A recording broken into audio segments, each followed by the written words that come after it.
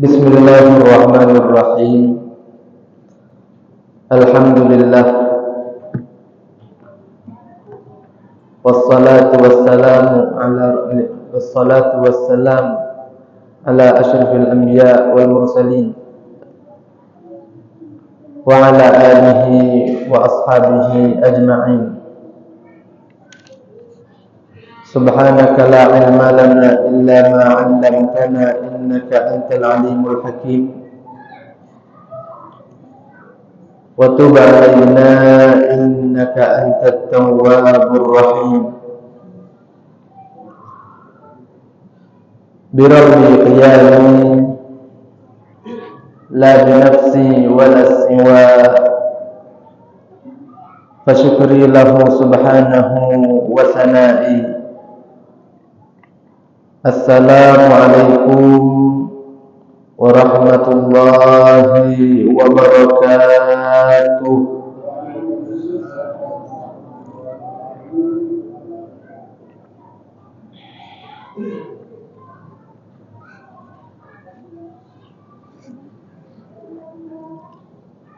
Alhamdulillah,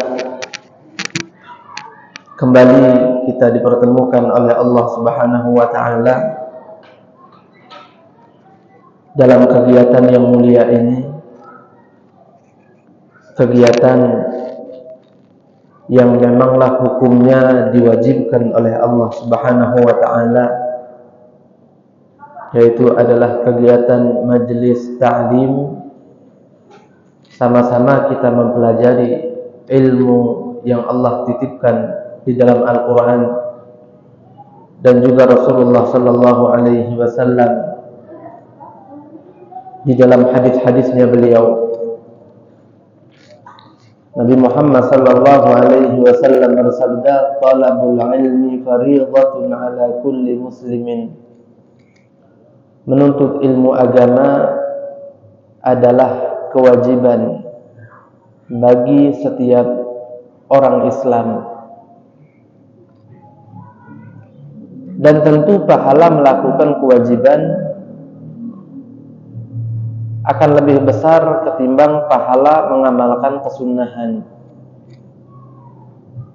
Belajar ilmu agama wajib, maka pahalanya akan sangat besar sekali. Perbedaannya adalah 70 kali lipat. Jadi 70 kesunahan baru bisa menandingi satu kewajiban yang kita lakukan, itu pahalanya. Dan mempelajari ilmu agama punya pahala khusus. Bukan hanya 70 kali lipat lebih hebat dari amalan sunnah saja, melainkan juga kita akan bisa mendapatkan pahala membesuk 1000 orang sakit, bahkan lebih baik dari itu. Dan juga mendapatkan pahala yang lebih baik daripada melaksanakan sholat sunnah 1000 rakaat. Dan juga bisa mendapatkan pahala yang lebih baik daripada melayat 1000 jenazah. Kenapa demikian? Karena tanpa ilmu, semua amal-amal yang kita lakukan tak akan pernah Allah terima. Makanya mempelajari ilmu agama itu lebih penting ketimbang kita beribadah kalau belum belajar. Kalau memang belum kita belajar agama dengan betul, yang fardu-fardu apa saja, yang wajib-wajib dipelajari apa saja, belum sempurna kita pelajari, maka amalan yang kita lakukan tak ada hasil apa-apa. Makanya belajar agama itu jauh lebih penting. Percuma beramal banyak tapi ilmunya tidak ada, hampa, tak mengandung pahala. Jadi kalau kita mau sedikit ngobrolkan apa saja yang wajib dipelajari, yaitu tentu adalah ilmu-ilmu ibadah yang kita lakukan sehari-hari. Sholat satu hari 5 kali. Maka ilmu sholat dan juga perangkat-perangkat pentingnya harus kita pelajari. Berarti ya kalau sholat, rukun sholat apa saja, pelaksanaan sholat yang tepat seperti apa, yang membatalkan sholat apa saja, termasuk masalah toharoh bersuci. Ya dari nol bahas air, hukum air dan bagian-bagian jenis air di dalam fikih.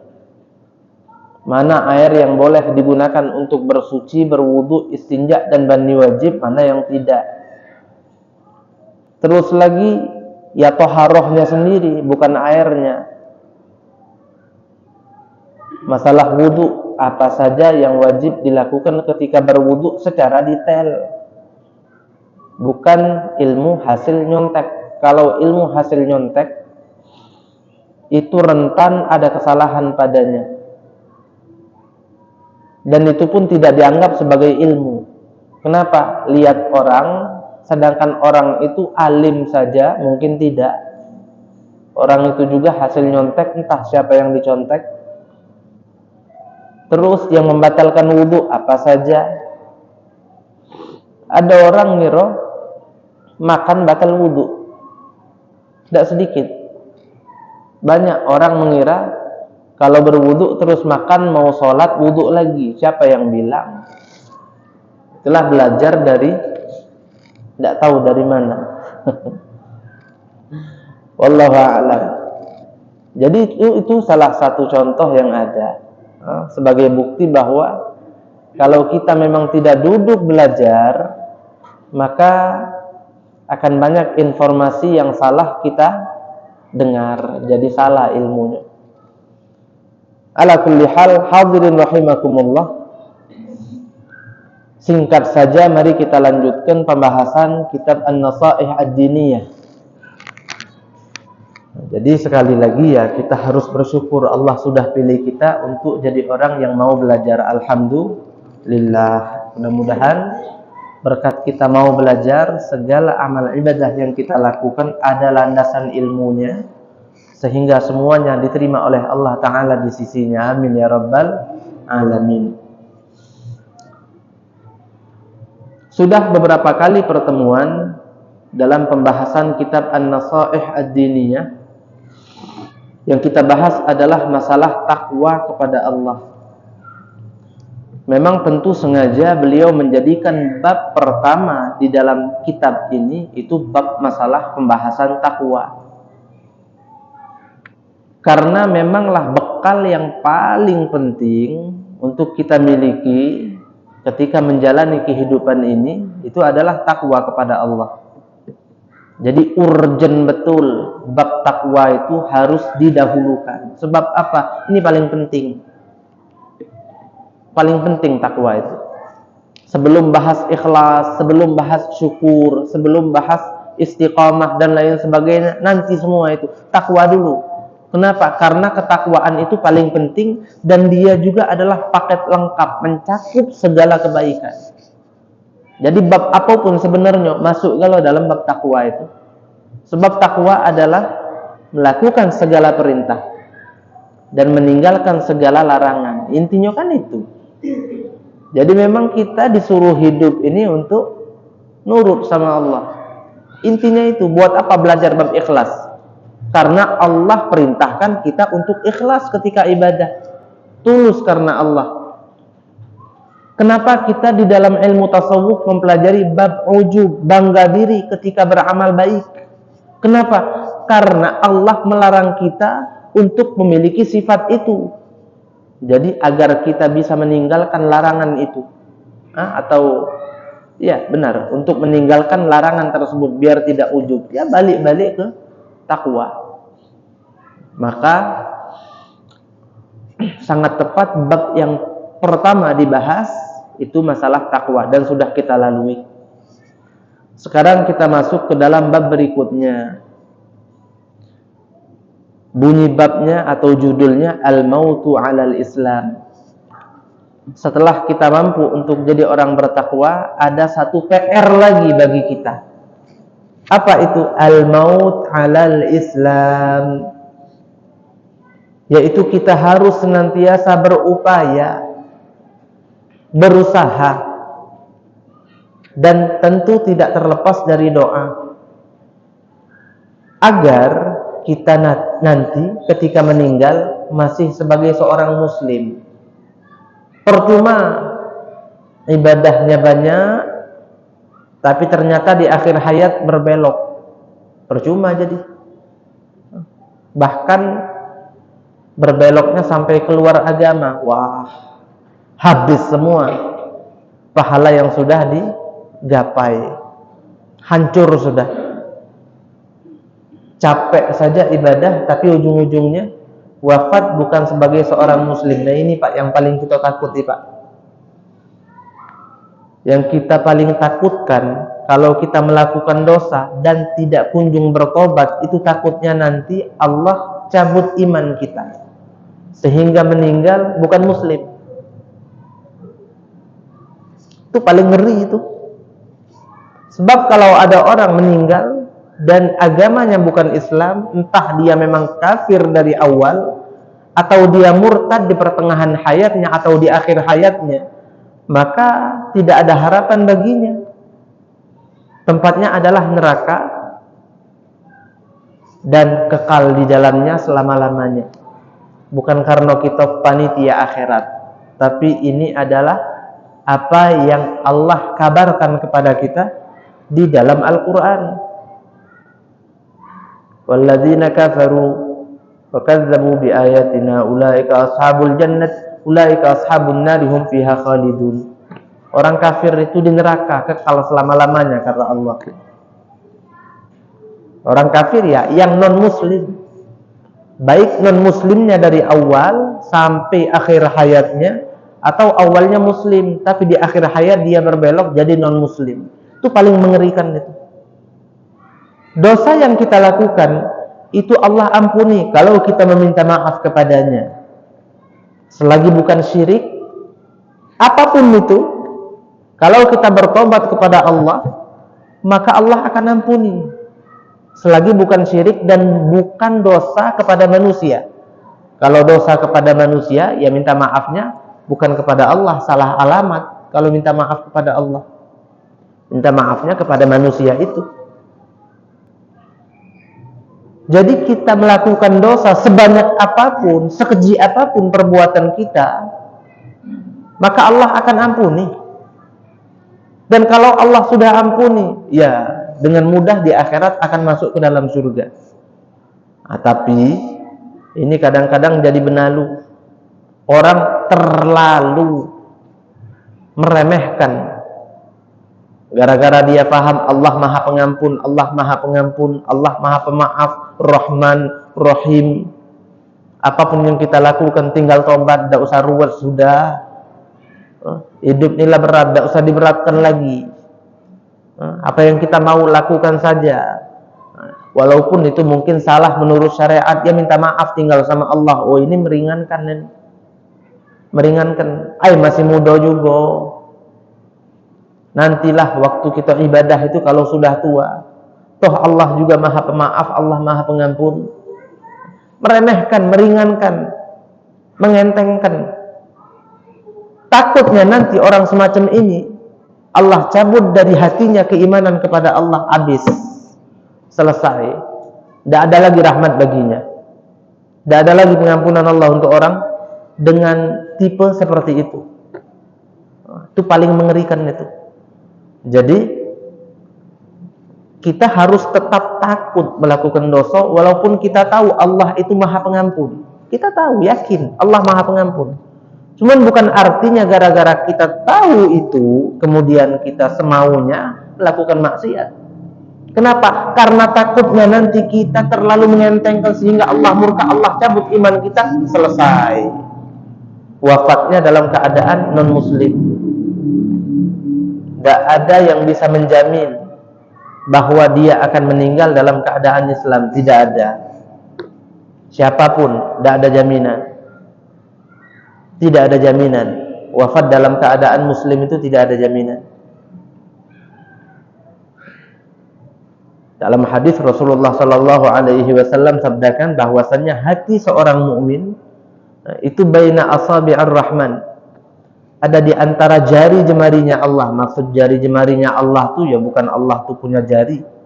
Allah itu laisa kamitslihi syai', tak sama seperti makhluk. Jadi maksud jari jemari Allah itu apa? Maksudnya kekuasaan Allah. Jadi keimanan kita atau hatinya kita itu ada di tangan Allah. Dengan mudah Allah akan membaliknya kalau ia mau. Yang awalnya beriman jadi hilang imannya. Dan sebaliknya, yang awalnya tidak beriman jadi beriman. Dengan mudah, seperti Sayyidina Umar bin Khattab itu tidak mau beriman kepada Nabi Muhammad. Pantangan betul. Sampai Fatimah bintil Khattab, saudari beliau, beriman, beliau ngamuk. Dipukul sampai tersungkur itu Fatimah. Marah beliau. Tidak pernah senang dengan Nabi Muhammad. Tapi akhirnya Allah berikan hidayah semudah itu.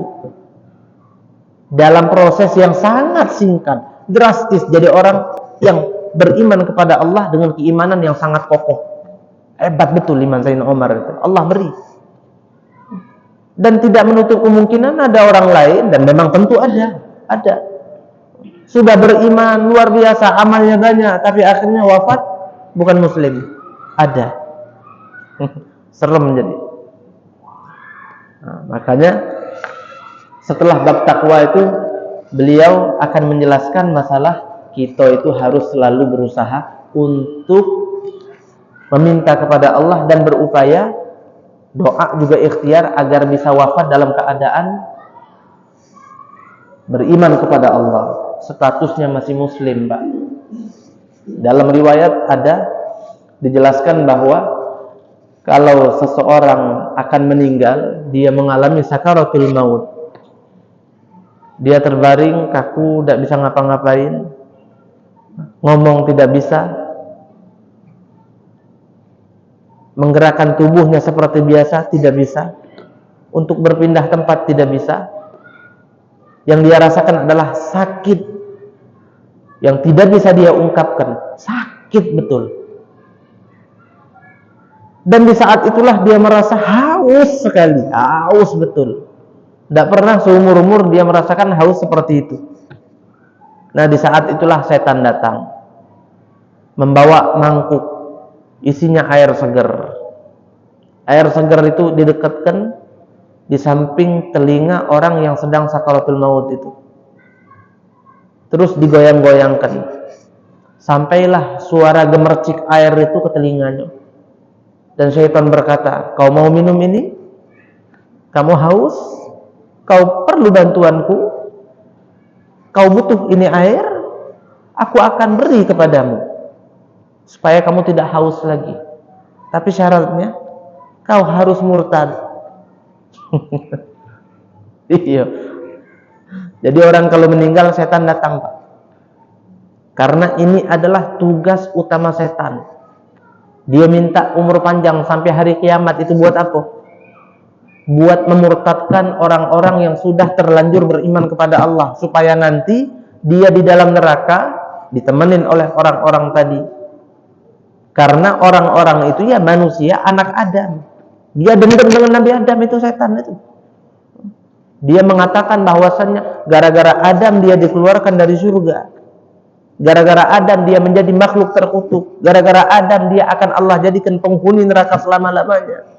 Makanya dia sangat dendam kepada Adam alaihissalam dan anak-anaknya. Makanya anak Adam ini kalau pacak masuk neraka, kalau hendak dia bareng dia, balas dendam. Dan karena juga tak mau seorang diri dia di dalam neraka. Makanya kalau sudah ada yang mau meninggal sakaratul maut, bentar lagi wafat, langsung datang dia. Nah, mau minum? Haus kamu? Nih, aku beri. Syaratnya murtad. Makanya yang bisa selamatkan kita ketika itu hanya amal soleh dan imannya kita. Serem. Bayangkan kalau ada orang ketika itu ditawari oleh syaitan, dia murtad dengan hatinya, walaupun lidahnya tidak menuturkan apa-apa. Kita kira dia meninggal dalam keadaan muslim, beriman kepada Allah, tapi hakikatnya, dan Allah yang tahu itu, dia udah murtad. Nah sekarang masalahnya nasib kita cak mano. Masalahnya nanti ketika sakaratul maut kita alami, seperti apa cerita kita, seperti apa nasib kita. Makanya ketika hidup banyak-banyak berdoa, Rabbana la tuzigh qulubana ba'da idh hadaitana. Ya Allah, janganlah kau sesatkan lagi hati kami setelah kau sirami dia dengan petunjuk darimu. Setelah kau berikan petunjuk, bisa jadi orang muslim, beriman kepada kau, beriman kepada nabimu, beriman kepada kitabmu, malaikatmu, hari akhir, qada dan qadar semua. Ini terus jaga ya Allah, jangan lagi dia tersesat. Minta ya Allah biha, ya Allah biha, ya Allah bi husnul khatimah. Kalau rotib haddad itu kan dibaca di akhir 3 kali. Ya Allah biha, ya Allah biha, ya Allah bi husnul khatimah. Allah biha, ya Allah biha, ya Allah bi husnul khatimah. Minta mati husnul khatimah, dalam keadaan baik dan penuh iman kepada Allah. Ada yang bilang kalau orang dawam baca rotib haddad itu insyaallah nanti wafatnya dalam keadaan husnul khatimah, karena doa akhir rotib haddad itu ya Allah biha, ya Allah biha, ya Allah bi husnul khatimah. Ada seorang santri, Pak. Ada seorang santri, anaknya nakal. Nyantrinya di Pulau Jawa, bukan di Sumatera. Nakal anaknya. Tapi kalau lagi rotib haddad di akhir, ya Allah biha, ya Allah biha, ya Allah bi husnul khatimah, dia angkat tangan, khusyuk dia. Ketika itu. Terus ketika hadrah basaudan ada ya Allah biha, ya Allah biha, ya Allah bi husnul khatimah. Itu doa agar husnul khatimah. Ketika itu dia khusyuk. Kalau lagi wirid, lagi zikir sama teman-teman, dia ngobrol, dia kadang-kadang ke toilet, dan ikut. Cuman kalau lagi ya Allah biha, ya Allah biha, dia serius. Mode seriusnya keluar. Akhirnya tiba suatu hari dia naik kendaraan. Naik kendaraan kecelakaan, meninggal. Dalam status sebagai thalibul ilm, muslim. Artinya apa? Dia meninggal husnul khatimah. Walaupun ya sedih ya, wafatnya masih muda. Sedih ya, belum sempat nikah. Sedih ya, belajarnya belum selesai. Sedih ya, lihat orang tuanya. Betul, kita yang sedih, dia bahagia. Kenapa? Wafat dalam keadaan husnul khatimah, status sebagai seorang santri. Jadi penting kita minta terus kepada Allah, sebab kita tidak bisa jamin. Yang mengatur segala apa di dalam kehidupan kita, bahkan setelah kita wafat, itu Allah. Makanya banyak-banyak lobby Allah itu. Jangan kita pintar ngelobi manusia baik. Yang lebih harus kita minta kepadanya hal-hal yang hebat, yaitu Allah. Paling mahal apa? Meninggal dalam keadaan muslim. Kalau ada orang maksiat terus kerjanya saat hidup, fasik, segala macam maksiat sudah dicicipi, segala macam kewajiban sangat jarang dia lakukan, tapi statusnya muslim, wafat dia, tobat belum, itu masih mending, Pak. Masih mending. Kenapa? Dia akan diazab betul, tapi tidak kekal selama-lamanya. Ujung-ujungnya surga tempatnya. Tapi kalau ada orang buat baiknya hebat luar biasa, tapi iman kepada Allah tidak ada, semua percuma. Kenapa? Di akhirat tempatnya neraka, kekal selama-lamanya. Bukan Allah tidak adil. Nanti kita bahas. InsyaAllah nanti kita bahas. Wa qauluhu ta'ala, Allah berfirman, وَلَا تَمُوتُنَّ إِلَّا وَأَنْتُمْ مُسْلِمُونَ. Ini pesan Allah buat kita semua. Janganlah kalian wafat kecuali dalam keadaan beragama Islam. Janganlah kalian wafat, kata Allah, kecuali dalam keadaan beragama Islam. Ini pesan-pesan Allah ini dalam Al-Quran ini. Mungkin kadang-kadang kita baca ini ayat. Ya ayyuhalladzina amanu taqullaha haqqa tuqatih wa la tamutunna illa wa antum muslimun. Ini ayat ini luar biasa. Ini sama dengan tertib atau susunan bab An-Nasaih Ad-Diniyah. Ada 2 pesan di dalam ayat ini. Pertama takwa, kedua berusahalah nanti mati dalam keadaan muslim. Ya ayyuhalladzina amanu taqullaha, takwalah kepada Allah dan jangan wafat kecuali dalam keadaan beragama Islam. amrun minhu subhanahu bil maut 'alal Islam. Ini adalah perintah dari Allah kepada kita semua agar nanti tidak mati kecuali dalam keadaan beragama Islam. Wa huwa dinullah. Dan Islam itu benar adalah agamanya Allah. Alladzi akhbara bihi fi kitabihi annahu ad-dinu 'indah. Yang sudah Allah pertegas bagi kita semua di dalam kitab sucinya yaitu Al-Qur'an bahwa Islam itu adalah agama yang dia restui. Wa annahu la yaqbalu min ahadin siwah. Dan bahwasanya Allah tak akan pernah menerima perbuatan baik apapun itu dari orang yang tidak beragama Islam. Jadi kalau ada orang non-muslim lakukan kebaikan, tak Allah terima. Berarti tidak adil ya. Kan dia buat baik juga. Yang non-muslim itu banyak juga baik. Ya kan? Itu ucapan betul. Sebab kebaikan itu bukan punya muslim saja. Semua manusia pada hakikatnya ya memiliki fitrah untuk jadi orang baik. Sesuai dengan ajaran Al-Quran dan hadis Nabi. Makanya tidak ada agama yang mengajarkan keburukan, tidak ada. Carilah agama mana ngajari berzina, kati. Tidak ada agama apapun yang menghalalkan zina, tidak ada. Tidak ada agama apapun yang menghalalkan minum-minuman keras, tidak ada. Agama mana yang menghalalkan perjudian? Tidak ada.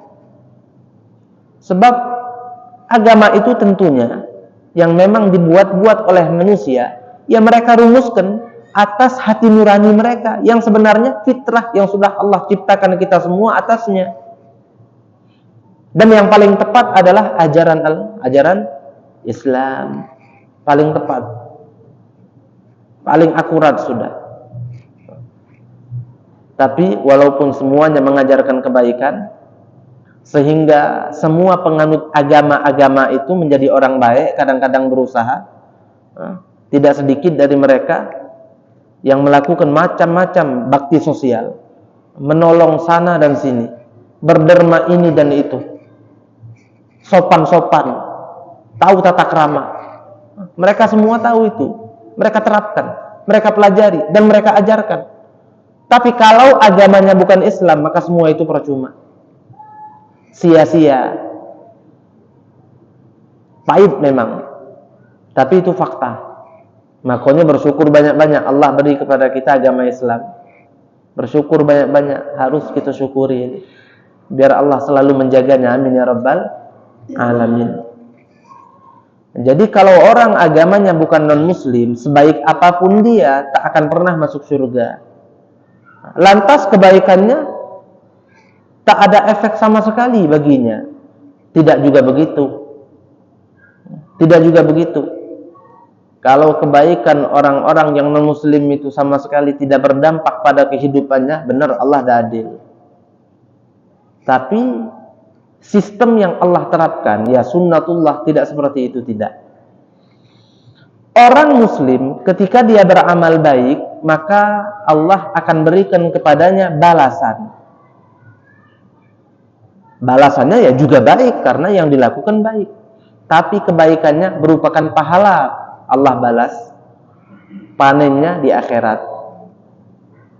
Dari situ dia menuai rahmat Allah. Dengan rahmat dia akan masuk ke dalam surga. Jadi kalau ada orang muslim melakukan kebaikan, maka dia mendapat pahala. Dari pahala dia mendapat rahmat Allah. Dari rahmat dia mendapat surga. Itu kalau orang muslim. Tapi kalau orang non-muslim, jika dia melakukan kebaikan, kebaikannya akan Allah balas juga dengan kebaikan. Tapi bukan di akhirat, melainkan di dunia. Makanya Pak, tidak sedikit orang non-muslim itu, kalau memang baik orangnya, duitnya banyak Pak. Orang muslim, bakti sama orang tuanya, suka menolong saudaranya, suka berbuat kebaikan sosial, macam-macam norma yang baik ada padanya. Biasanya dia kaya Pak. Kenapa? Sebab balasan dari perbuatan baiknya itu Allah segerakan di dunia ini langsung. Nah, upah kamu berbuat baik. Nanti di akhirat tidak lagi Allah balas. Kenapa? Kan sudah.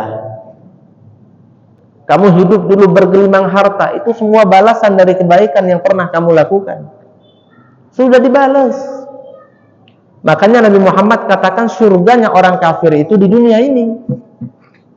Jadi memang mereka dibalas atas kebaikan yang sudah mereka lakukan di dunia ini. Di akhirat tidak lagi. Nah, kalau kita orang muslim, gajinya di akhirat nanti upahnya merupakan surga. Makanya wong muslim ini kadang-kadang tidak jarang ada yang buntu. Sebab apa? Semua pahala-pahala dan balasan baik atas kebaikan-kebaikannya Allah akhirkan nanti di akhirat, bukan di dunia. Di dunia kamu sabar-sabar dulu. Begitu. Contoh ada orang, kisah yang pertama dulu, mudah-mudahan sempat waktunya ini. Ada kejadian aneh. Dua malaikat berjumpa di langit, ingin naik ke atas dari bumi ini. Mereka sepapasan bertanya, dari mana?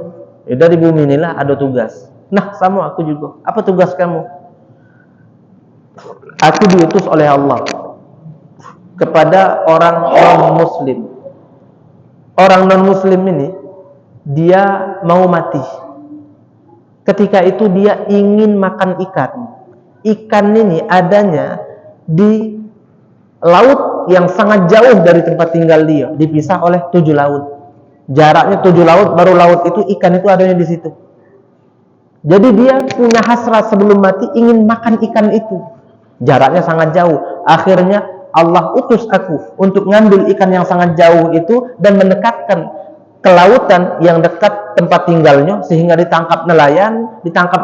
Itu ikan dijual di pasar, dibeli oleh pelayannya. Sampai ketika dia akan meninggal, sebelumnya sempat dia makan ikan itu, hajatnya Allah sampaikan. Sampai aku dari langit suruh Allah turun, ngabulkan hajat dia. Aneh, kata malaikat yang kedua ini. Kalau aku sebaliknya, Allah mengutus aku untuk perkara orang muslim. Ada orang muslim, baik ini orang, dia pun akan meninggal. Saat akan meninggal, dia pengen makan apel. Dia ingin makan apel.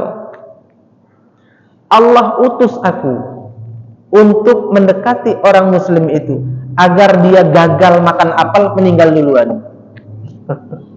Biar apa? Biar hajatnya tidak kabul. Dah. Akhirnya dua malaikat ini kebingungan. Loh, kok aneh? Giliran orang non-muslim hajatnya itu sangat susah, Allah utus aku untuk mengabulkan hajatnya. Giliran orang yang muslim baik, dia punya hajat simpel, tapi ternyata Allah mengutus aku untuk menghalanginya agar bisa mencapai keinginannya. Aneh ya? Tahiyu.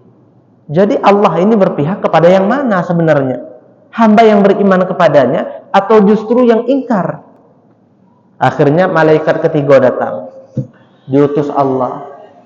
Aku diutus Allah buat menjawab pertanyaan yang membuat kalian ini terheran-heran. Nah, apa dia jawabannya? Kata malaikat ini, orang non-muslim itu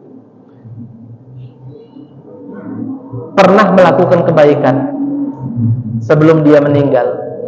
Belum Allah balas kebaikannya itu. Makanya kamu diutus oleh Allah untuk nyampaikan hajatnya, biar itu sebagai balasan dari kebaikan yang pernah dia lakukan, supaya dia meninggal dalam keadaan tidak ada lagi perbuatan baik yang pernah dia lakukan, kecuali sudah dibalas semua oleh Allah. Sehingga ke akhirat dia datang, tidak ada kebaikan yang pernah dia lakukan, kecuali sudah dapat balasannya dia. Biar tidak katik pahala dia jumpa dengan Allah. Nah, adapun yang non-muslim, itu sengaja Allah susahkan dia untuk menggapai keinginan dan hasratnya sebelum dia meninggal, biar apa? biar dia mendapatkan pahalanya secara utuh di akhirat. Jadi memang sengaja pahalanya di akhirat saja berupakan surga. Makanya Allah suruh engkau wahai malaikat kedua untuk mempersulit orang itu agar bisa mendapatkan hasrat dan keinginannya. Jadi Pak, kalau kita orang Islam nih kadang buntu, jangan kecil hati. Tandanya apa? Allah sengaja menabung kebaikan-kebaikan yang pernah kita lakukan untuk kita panen di akhirat. Bukan artinya orang udah sholat, udah baik, udah taat, tapi kok hidupnya sulit, aneh. Tidak aneh itu. Memang itu adalah cara Allah untuk memberikan pahala seseorang itu di akhirat nanti dalam keadaan lengkap, full dia dapat pahalanya. Nah, ada orang jam berapa?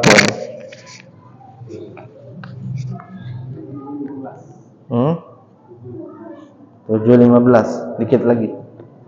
Nah, ada satu orang, dia ini penjual keranjang. Dia pikul itu keranjang di atas pundaknya, muter kemana-mana. Ini laki-laki taat, masih muda, ganteng.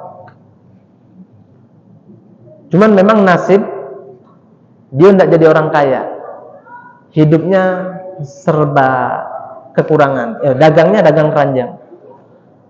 Akhirnya ada satu putri bangsawan, rumahnya gedong, duduk di pinggir jendela rumahnya, lihat keluar laki-laki bawa keranjang di atas pundaknya, ganteng betul. Akhirnya dia panggil dayangnya, panggilkan penjual keranjang itu. Akhirnya penjual keranjang mendekat ke rumah itu. Apa aku dagang keranjang? Kami nak beli. Jaturi nak yang mana? Nak milih. Masuk ke dalam. Ada usah ke dalam. Di sini berjadi. Tak. Yang nak milih langsung majikan kami. Dia jarang keluar rumah. Ayolah masuk ke dalam. Diajak masuk ke dalam. Bismillah masuk ke dalam dia. Saat masuk ke dalam mulai gerbang yang sangat besar. Yang gerbang rumah wanita itu langsung dikunci. Pintu dikunci, itu laki-laki tidak bisa keluar. Diajaklah dia masuk ke ruangan. Dia bingung nak beli keranjang, kok diajak muter rumah. Kesini sampai di ruangan. Ternyata di ruangan itu tidak ada siapa-siapa. Yang ada ya dia yang baru datang ke situ. Dan dayang majikan tadi, putri bangsawan tadi, cantik luar biasa. Hanya mereka saja. Akhirnya di saat itu majikan mereka menyuruh dayang-dayangnya keluar. Kalian semua keluar. Biar kami berdua saja di sini. Ini bau-bau tidak sedap ini, kata lanang itu dalam hati. Dikunci pintunya, dirayu biar mau berzina dengan dia. Akhirnya dia nolak. Kalau kau nolak, aku fitnah kamu. Aku fitnah kamu mau memperkosa aku. Pilihlah. Tak mau. Aku takut sama Allah. Dipaksa lagi, tidak mau. Ya sudah, aku akan teriak. Sekarang aku akan teriak. Ayo. Akhirnya itu di lantai rumah yang sangat tinggi, Pak. Tinggi betul. Entah lantai berapa, lupa detailnya seperti apa kisahnya. Jendela terbuka. Tanpa pikir panjang, dia langsung mengarah ke jendela. Naik jendela, lompat. Mestinya mati. Tapi subhanallah, di saat itu seakan-akan ada sesuatu yang memegang tubuhnya dari bawah. Mungkin malaikat. Sampai ke tanah, soft. Ya, pelan jatuhnya. Lecet pun tidak dia. Subhanallah. Aku kira sudah akan mati. Tapi setidaknya aku mati husnul khotimah, itu kata dia. Tapi ternyata keajaiban terjadi. Di luar nalar memang. Allah selamatkan dia. Langsung dia lari sejauh-jauhnya. Dia ingin menyelamatkan imannya. Sampai akhirnya di tengah jalan ada belalang, jumlahnya sangat banyak. Jumlahnya sangat banyak. Sangat banyak sekali jumlah belalang itu. Dan semua belalang itu mengepung dirinya dan berkumpul di sekitar dia. Sampai sudah ngedekat dia, itu belalang membeku keras, ternyata dilihat tidak bisa gerak lagi. Ternyata semua belalang itu emas. Aneh. Ini kita ceritanya di Al-Jawahir Lu'lu'iyah, Syarah Arba'in Nawawiyah. Berubah jadi emas. Belalang, bentuknya belalang, tapi udah berubah jadi emas semua. Di saat itu dia bingung. Dan dia mendengar ucapan, ambillah itu semua sebagai balasan bagimu atas ketaatanmu kepadaku. Dan ini hanya satu bagian dari 33 pahala yang akan kuberi kepadamu. Jadi pahalanya 33. Nah ini satunya ini baru 32 kayak kamu panen di akhirat. Akhirnya katanya apa? Aku tidak mau. Biar full 33 pahala, panennya di akhirat galok. Tidak mau. Aku tolak ini. Kalau gitu, uyan budak ini. Iya. Jadi 33 pahala, ambil satu saja di dunia. Aku berikan kepadamu dalam bentuk ini. Kalau dia ambil jadi orang kaya langsung, Pak. Tidak payah jualan keranjang lagi. Tapi akhirnya tidak mau dia tolak. Biar semuanya pahala yang aku dapatkan panennya di akhirat saja. Jadi memang ada kadang-kadang amal-amal baik yang kadang-kadang ya memang kita dapatkan ganjarannya di dunia. Ada lagi kadang-kadang memang Allah akhirkan, dan seringnya seperti itu di akhirat dalam bentuk kenikmatan yang terdapat di dalam surga. Nah, tapi intinya apa? Jangan pernah kita melupakan suatu misi yang paling penting di saat kita hidup. Apa itu? Untuk senantiasa berusaha jadi orang yang konsisten, berpegang teguh dengan agama, supaya nanti wafatnya dalam keadaan muslim, husnul khotimah. Sebab orang non-muslim, amal apapun yang dia lakukan, tak akan dia dapati kebaikan dan hasilnya di akhirat. Di dunia dia dapat. Makanya, sijnul mu'min wa jannatul kafir. Dunia ini surganya orang kafir. Sebab mereka panen pahalanya di dunia. Dan orang mukmin, sijin. Dunia ini adalah penjara bagi kita. Sebab ini tidak boleh, itu tidak boleh, ini haram, ini makruh. Subhanallah ala kulli hal. Mudah-mudahan Allah rahmati kita semua, dan Allah Ta'ala berikan kepada kita keimanan yang kuat kepadanya, dan Allah berikan kepada kita wafat dalam keadaan Islam, husnul khatimah. Amin ya rabbal alamin. A'udzubillahi minasyaitonir rajim. Bismillahirrahmanirrahim. Alhamdulillahirabbil alamin. Allahumma shalli wa sallim ala sayyidina Muhammad wa ala ali sayyidina Muhammad. Rabbana ighfir lana wa liwalidina wa limasyayikhina warhamhum kama rabbawna shighara. Rabbana atina fid dunya hasanah wa fil akhirati hasanah wa qina adzabannar. Sallallahu ala sayyidina Muhammad wa ala alihi wa sahbihi wasallam. Alhamdulillahirabbil alamin. Assalamualaikum warahmatullahi wabarakatuh.